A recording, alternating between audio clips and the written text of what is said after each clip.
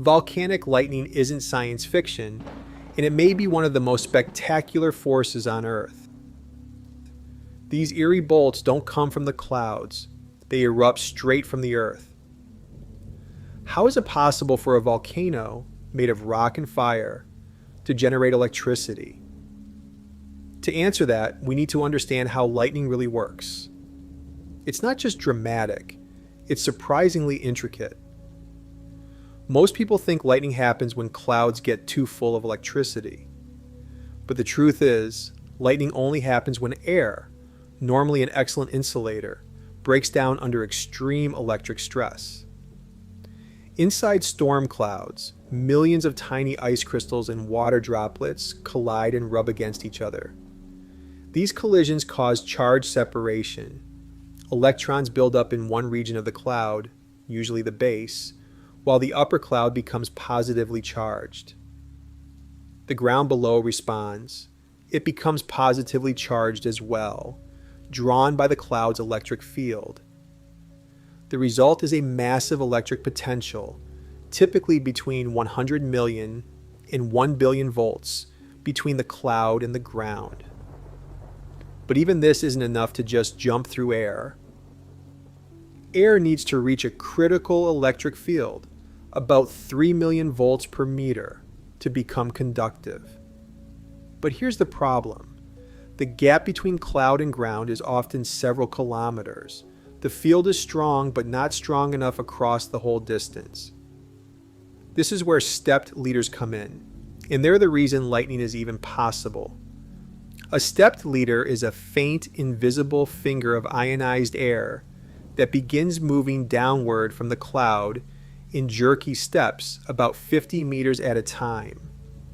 Each step slightly ionizes the air, creating a more conductive path.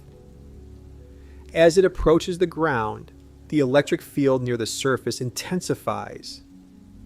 In response, streamers, upward-reaching tendrils of positive charge, rise from tall objects like trees or buildings.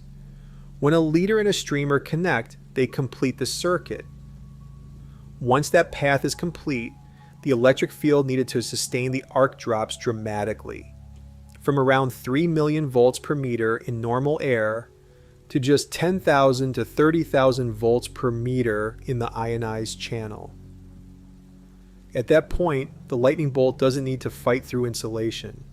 It follows the path like current in a wire. This moment triggers a return stroke, a powerful, bright current surge rushing upward at over 100,000 kilometers per hour.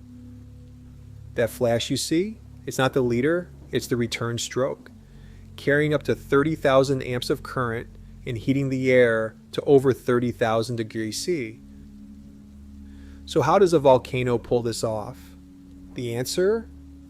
Ash. Volcanic eruptions launch millions of tons of ash, rock, and gas into the sky. As particles collide violently, they transfer charge, just like water droplets in a thunderstorm, but even more chaotically. Enough collisions, enough separation, and boom, a lightning bolt. In fact, some of the most powerful bolts ever recorded came not from thunderstorms, but from volcanoes. Unlike typical lightning, which usually arcs between cloud and ground, volcanic lightning often stays within the ash cloud itself. The bolts crisscross horizontally, jumping between regions of different charge inside the plume. Their behavior depends on the density, composition, and explosive force of the eruption. The more ash, gas, and fragmented rock the volcano ejects, the more particles there are to collide and build up charge. In powerful eruptions, lightning frequency can spike to dozens, even hundreds, of strikes per minute. The result? Chaotic, violent electrical storms trapped inside clouds of ash, a rare fusion of geology and atmospheric electricity. And while beautiful, these storms also give scientists clues about what's happening deep inside the eruption column in real time. Scientists call it dirty thunderstorm because it's born from ash, not rain. But make no mistake, this lightning can be just as deadly and even harder to predict. Volcanic lightning isn't just a spectacle, it's a signal. Satellites now use lightning detection to spot eruptions even through thick clouds. Some monitoring systems can detect an ash plume in seconds, long before it's visible.